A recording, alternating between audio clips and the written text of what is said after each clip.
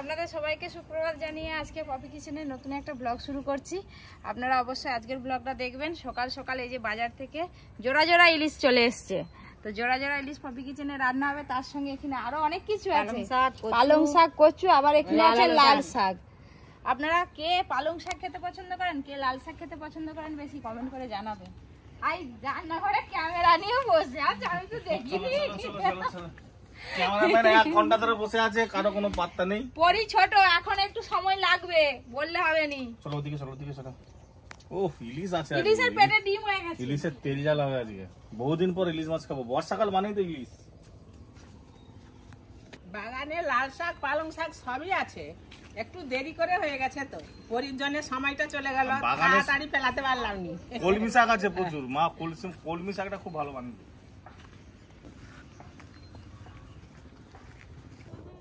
হ্যাঁ, দাদুকে বলে দিয়েছি তো, দাদু ঠিক চলে আসবে। বাগান থেকে পালং শাক তো তুলে নিয়ে চলে এলাম, আর আপনাদের বলছিলাম খোকা ইলিশের কথা। এই সেই খোকা ইলিশ, দেখুন, দেখে তো মনে হচ্ছে এই ইলিশ মাছটার পেটে ডিম আছে, কাটলেই বোঝা যাবে। 4 পিস মুড়ো বেরোবে। পালং শাকে দিয়ে দেবো নাকি বলো তো? পালং শাকে দিয়ে দিবে, খুব সুন্দর লাগবে পালং শাক। আর লাল শাকটা এমনি ভাজা হবে, পেঁয়াজ দিয়ে, পোস্ত দিয়ে, পেঁয়াজ পোস্ত দিয়ে।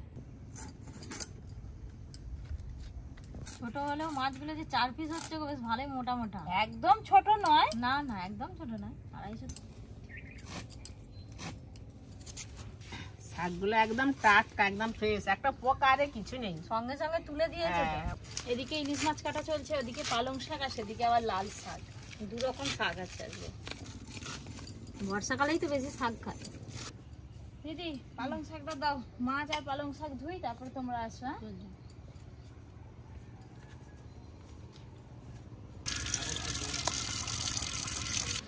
মাছ কাটাকাটি, শাক কাটাকাটি হলো। এবার আমাদের টিফিন হবে সকালের, মুড়ি আলু সেদ্ধ। মুড়ি ফুড়ি খেয়ে তারপরে এবার রান্না স্টার্ট হবে। আর বৃষ্টিটা চলে এলো হঠাৎ করে। আমাদের পরি উঠে পড়েছে আমাদের গলা শুনে। এতক্ষণ আমরা রান্না করেছিলাম, চুপচাপ ঘুমোচ্ছিল, যেই ঢুকছে ও উঠে পড়েছে। মাম্মাম কই গো, তুমি উঠে পড়ছো? চলো ঘুমিয়ে পড়ো। দোল দোল রান্না মাথায় চিরুনি, বর আসবে যখনই, নিয়ে যাবে তখনই তখনই। মুড়ি খেয়ে না,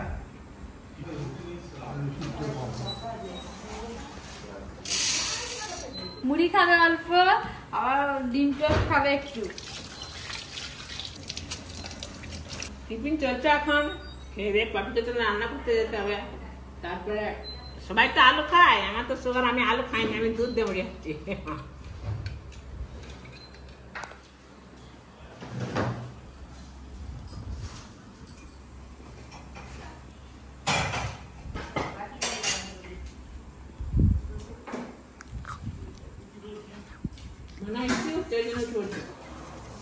পরি কি সুন্দর দোলাতে শুয়েছে, একা একাই হাসছে। ও পরি, পরি একা একাই খেলছে, একা একাই হাসতেছে, একা একাই হাসা দিচ্ছে।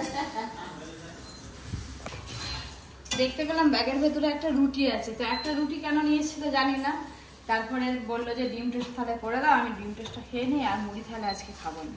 এমনিই তো আপনারা সবসময় কমেন্ট করে, দাদা মুড়ি খান কেন, এত মুড়ি খান কেন। ওই জন্য হয়তো একটু মুড়ি খাওয়াটা কমাচ্ছে ধীরে ধীরে, না কি কি জানি, বুঝতে পারছি না।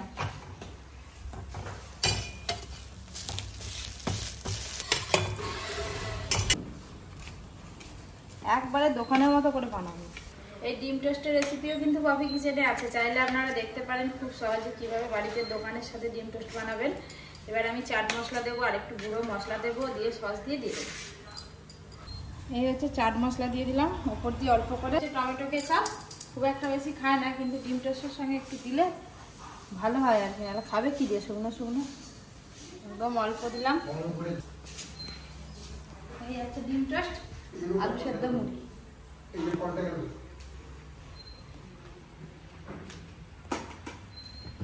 কোনটা খাবে বলে? এইটা না এইটা, এইটা না এইটা, এইটা। প্রত্যেকদিন মুড়ি খেতে ভালো লাগে বলুন, শুধু আমাকে মুড়ি দিয়ে দেয়। অবশ্য মুড়ি খেতে আমি ভালোবাসি, আজকে আবার ডিম টোস্ট করে দিয়েছি। চামচটা কি করতে দিয়েছি? হ্যাঁ, ওয়াও। মশলাটা কোথায় পেলো? দোকানের মতো মশলা কিন্তু পুরো আজকে স্পেশাল টিফিন ডিম টোস্ট। খাওয়া দাওয়া কমপ্লিট করে এবার যাবো কত টিফিনে রান্না করতে।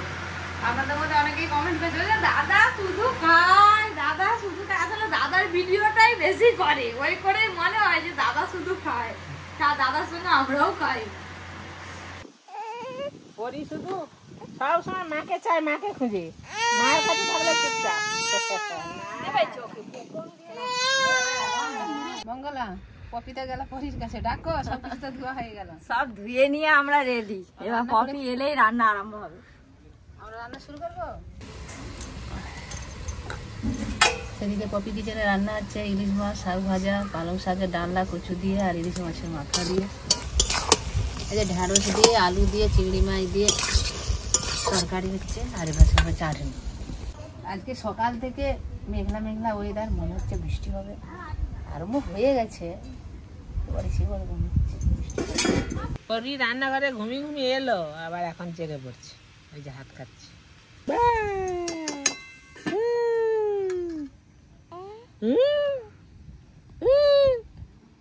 তেল ইলিশ হয়ে গেছে, এই দেখুন একদম উপরে তেল ভাসছে। আর এটা হচ্ছে পালং শাকের ঘন্ট ইলিশ মাছের মাথা দিয়ে। আর এখানে হচ্ছে লাল শাক ভাজা। বাড়িতে আলু ভেন্ডি চিংড়ি মাছ দিয়ে তরকারি হয়েছে। আমি এখন তলায় বসে বসে খাচ্ছি, আর ওদিকে পরীর চান চলছে। পরীকে আজকে সাজিয়ে দিয়ে ভালো করে একদম সে কানে ফুটফুট দিয়ে, হেয়ার বেল দিয়ে, কপি যা সাজাবে আর কি ভাবা যাবে নি বাবা। তোমার মেয়ে একসাথে বিউটি পার্লারে যাবে।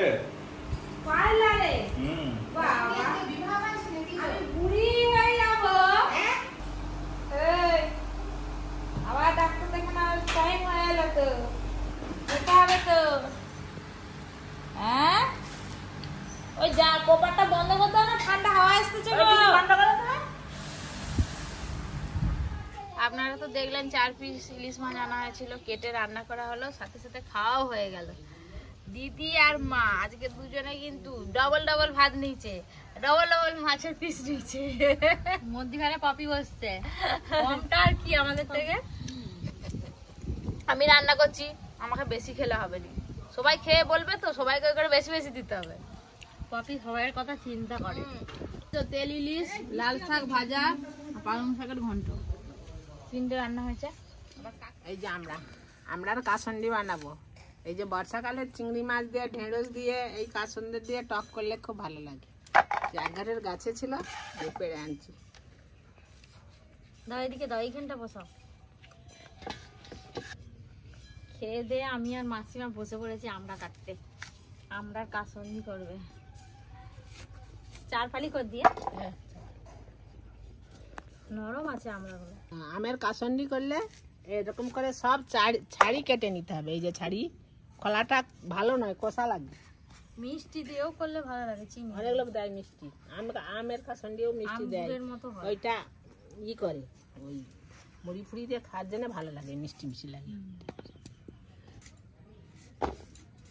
এখন সবগুলো কেটে নিই, যখন মশলাপাতি মাখাবো তখন আবার দেখা হবে। হঠাৎ করে একদম জমকালো মেঘ আর সঙ্গে মুষলধারে বৃষ্টি, প্রচন্ড বৃষ্টি হচ্ছে বাইরে। আর আগে ইলিশ মাছ হয়েছিল, একদম জমিয়ে খাওয়া দাওয়া চলছে। এত বৃষ্টি হচ্ছে, আওয়াজে পরি উঠে উঠছে। হ্যাঁ বড়া করে বলো, বড়া করে বলো, কালের বড়া হবে আবার আজকে রাত্রেবেলা। মুষলধারায় বৃষ্টি হচ্ছে, দেখো চারিদিক একবারে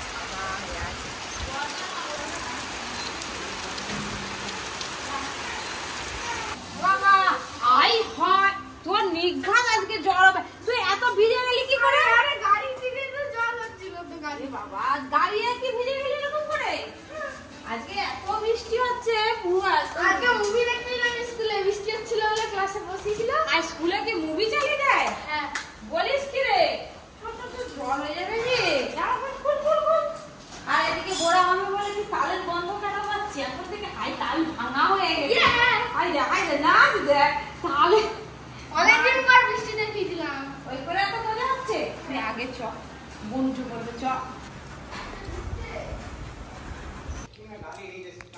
যে তখন আমরা কেটে রেখেছিলাম, এখন তো বর্ষাকাল, রোদ হয়নি, ওই জন্য একটু আমরা গরম জলে ফুটিনি, গরম জল ফুটবে তাইতে ঢেলে দিয়ে সঙ্গে সঙ্গে আবার চুল দিয়ে ঢেলে দিতে হবে।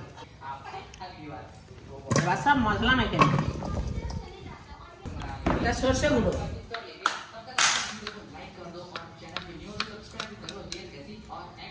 এটা লঙ্কার গুঁড়ো, এটা হলুদ গুঁড়ো, এটা লবণ, সর্ষের তেল। এখানে অল্প করে তেল মাখাবো, আবার ওই জারে ঢুকি দিয়ে আবার পরে একটু বেশি করে তেল দিতে হবে।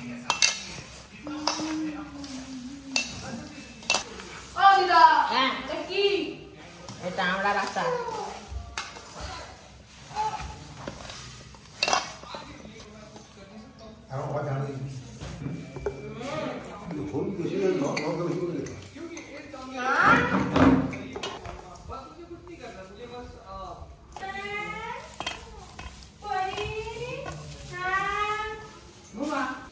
এখন 8 বছর এমন দিন পর্যন্ত থাকবে, আরো বেশি থাকবে। ঠিক ভালো করে যত্ন করে রাখতে হবে। তেল দিয়ে দেবো।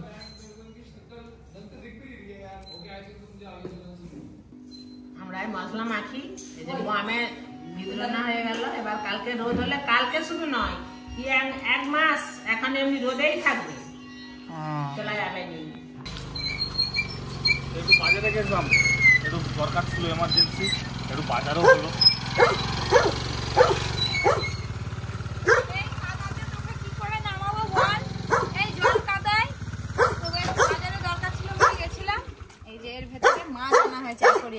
ওইটা উপরের মাছ, এটা নিচে। উপরটা ছেড়ে দেবো, ওটা ছেড়ে দাও, আমি নিচের গুলো ছেড়ে দিচ্ছি। এই সব কি বলে মাছগুলোর নাম আমি জানি না। ভাই বলে এক একটা 60 টাকা করে পিস। হ্যাঁ, এইটা আবার 100, এইটা 350 টাকা নিচে এক পিস মাছের দাম। আর ওইগুলো 60 টাকা করে বলছিল, 50 টাকা করে নিচে। জল সমেত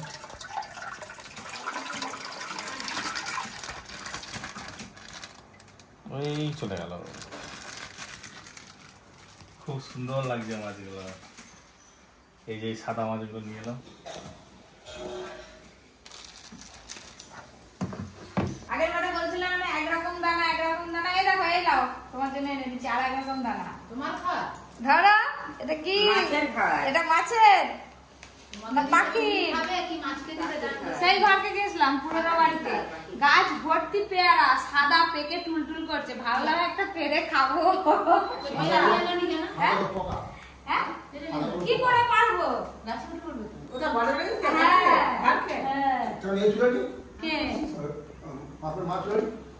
আমি সেদিক যাইনি, আমি মুনুদের বাড়ি থেকে ভালো এসেছি।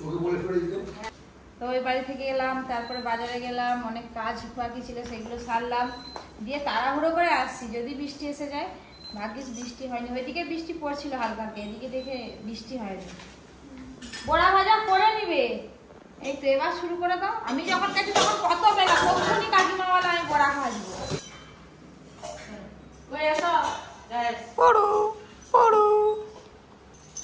আগে তো একটু বৃষ্টি হয়ে গেল, বেশ ঠান্ডা ঠান্ডা হাওয়া, সন্ধ্যা সন্ধ্যা হয়ে এসছে। আর এই যে তাল ছড়ছিলাম, তালের পাখি দিয়ে যে করলাটা গুলিছি, দেখি বড়াটা কিরকম হয়। তুলেছি এক খোলা।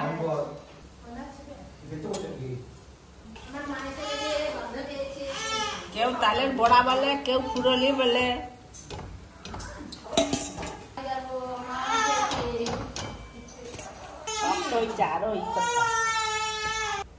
ভাদ্র মাসে জন্মাষ্টমী হয় না আমাদের দেশে, কৃষ্ণ জন্মদিন, সেই দিনে তালের বড়া খেতে হয়। তালের বড়া খেয়ে সবাই গান করে, তালের বড়া খেয়ে নন্দ নাচিতে লাগে। সেদিনে নিয়ম তালের বড়া খেতে হয় আমাদের দেশে, সব জন্মাষ্টমী তালের বড়া।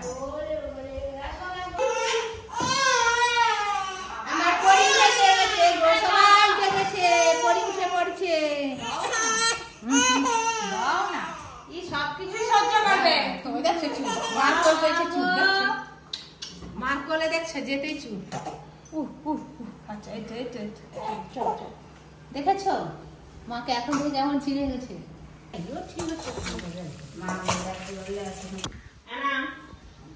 তালের বড়া খাও, এমন লাগছে খেয়ে দেখো।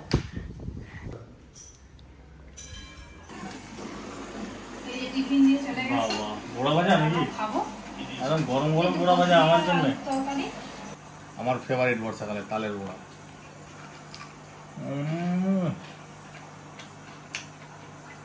এখন খাচ্ছি, আবার 1 ঘন্টা 2 ঘন্টা পরে খাবো, আবার রাত্রেবেলা খাবো।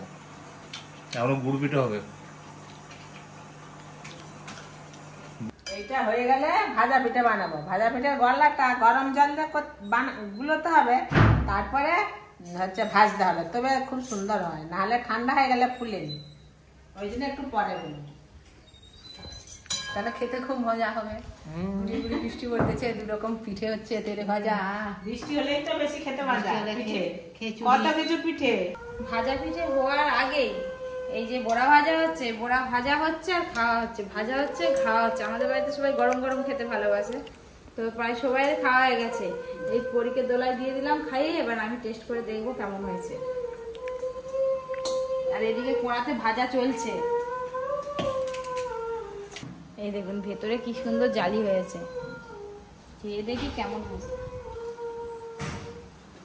হ্যাঁ, আর যত না উল্টাতে দিচ্ছি তত কান্না করছে।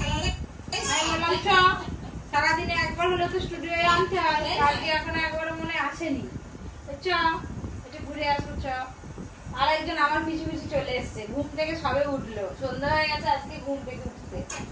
এবার পড়তে বসবি চ, বড়া ভাজা খেয়ে। আর এদিকে আপনাদের দাদা ব্লগে এডিট করছে। না বলে আলাদা স্বাদ, চুপ করে গেছে, এখানে নিয়ে এসছে, চারদিকে আওয়াজ পাচ্ছে না।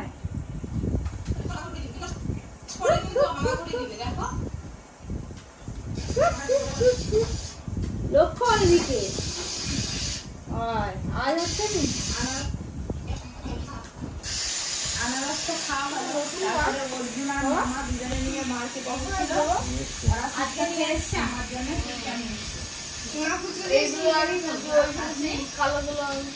হেবি সুন্দর লাগে, তাল গুড় থাকলে তাল গুঁড়ো দেওয়া যায়।